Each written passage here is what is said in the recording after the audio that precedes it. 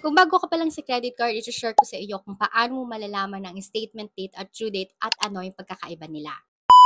Hello mga kaola, this is Trixie and I usually talk about personal finance at tuturuan ko kayo ng mga credit card tips para kung bago pa lang kayo, mas naiintindihan nyo siya. So if you like this type of video, like and follow for more. So para mas madali nyong maintindihan, ang statement date, yun yung cut-off date mo. Pag sinabi naman due date, yun yung payment date mo para mas maintindihan mo siya ng mas maayos. So maglalagay ako dito ng example. This is from BPI at makikita mo dito yung statement date ko at makikita mo rin dito yung due date ko.